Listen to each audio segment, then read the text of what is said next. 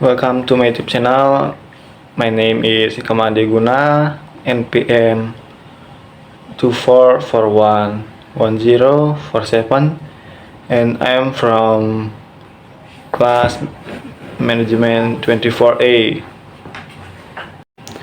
First, externalization. Externalization in the context of economic refers to the cost or benefit of a transaction that are not borne by the individuals directly involved. This means that the impact of a decision extends beyond the initial parties, affecting third parties who are not part of the transaction. These costs or benefits are known as externalities, and they can be positive or negative. Types of externalization. Externalization can be classified into two main types: positive externalities and negative externalities. Positive externalities occur when the action of one individual or entity benefit other individuals or entities without them having to pay for it. For example, a beekeeper bees pollinating nearby farms is a positive externality for the farmer. Negative externalities, on the other hand, occur when the actions of one individual or entity impose cost on others without compensation. For example, a factory releasing pollution into the air causes negative externalities for the surrounding community.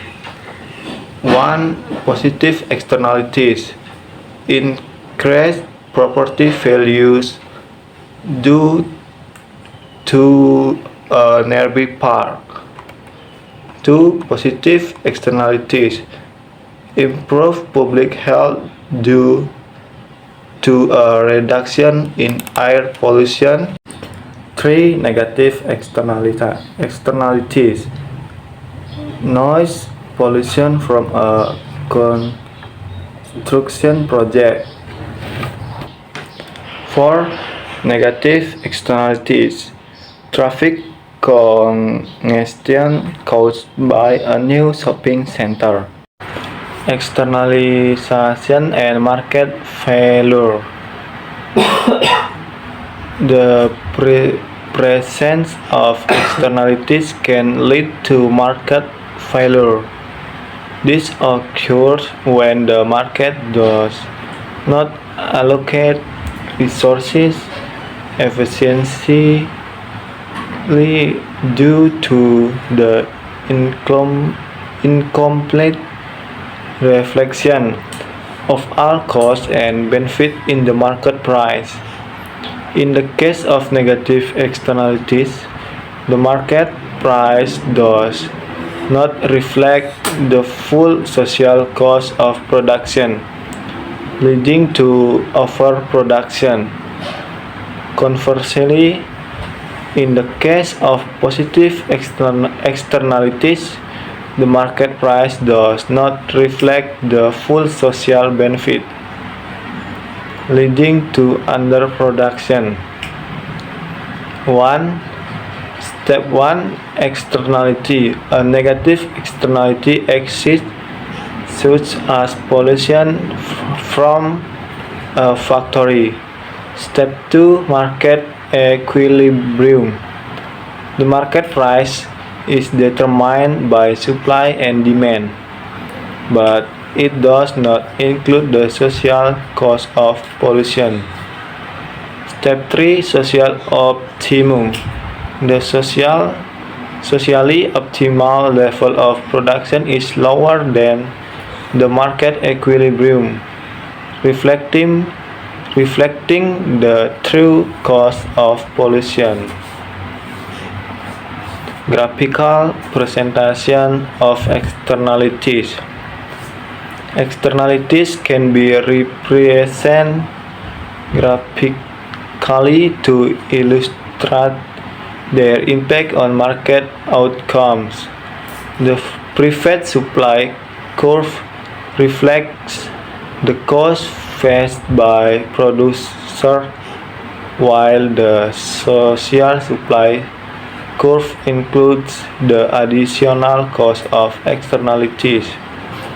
The difference between the two curves represents the magnitude of the externality. For example, in the case of a negative externality like pollution, the social supply curve would be higher than the preferred supply curve, indicating the additional cost imposed on society. The intersection of the social supply curve with the demand curve represent the socially optimal level of production. Preferred supply. The preferred supply curve only includes the cost faced by producers, not the externalities. Social supply. The social supply curve includes the additional cost of externalities, reflecting the true cost of production. Solutions to externalization. There are various solutions to address externalities and mitigate market failure. These solutions aim to internalize the externalities, meaning making those who cause the externalities bear the full cost or benefit of their action. Some common solutions include 1. Government regulation, setting limits on air emissions, noise levels, or other harmful activities. 2. Taxes, imposing taxes on activities that generate negative externalities, such as carbon tax on fossil fuel consumption. 3. Subsidies, providing subsidies for activities that generate positive externalities,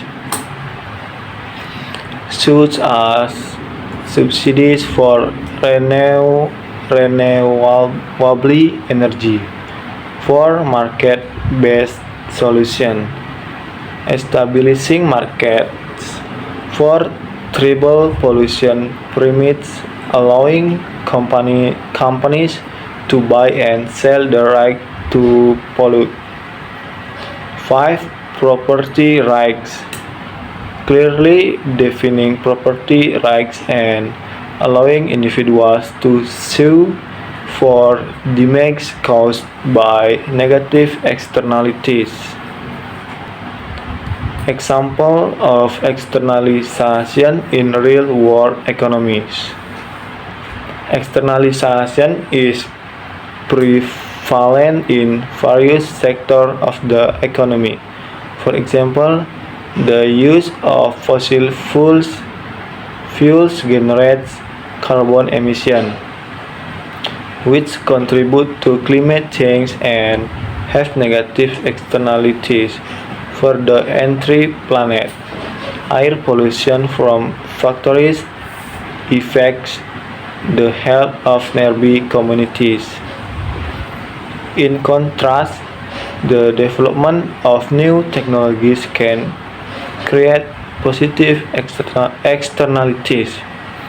The innovation of the internet has created vast opportunities for communication, information sharing, and economic growth. Research and development in renewable energy technologies can reduce dependence on fossil fuels and contribute to a clear environment. Example, air pollution from a factory, type of externality, negative externality, impact health problem for nearby residents.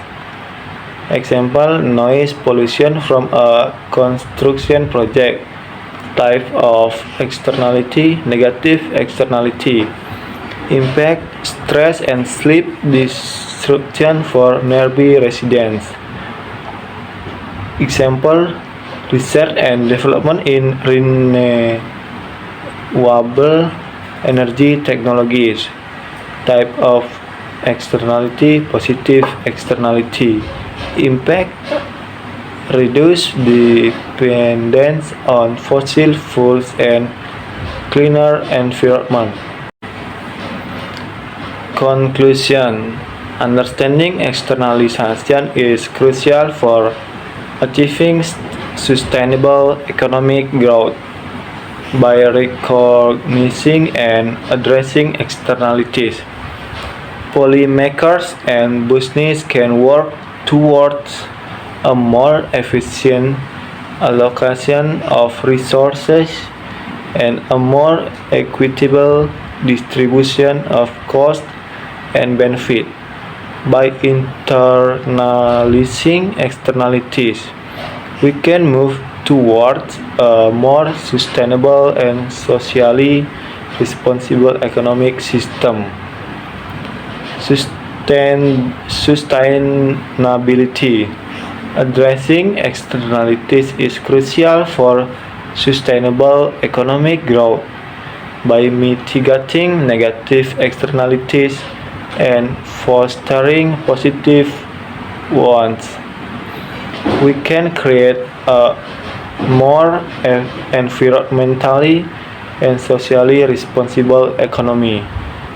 Fairness. Internalizing externalities ensures that all stakeholders bear the true cost and benefit of economic activity. It promotes fairness and equity in resource allocation and economic outcomes. Efficiency. Addressing externalities leads to a more efficient allocation of resources. By internalizing costs and benefits, market can function more efficiently, leading to improved economic outcomes.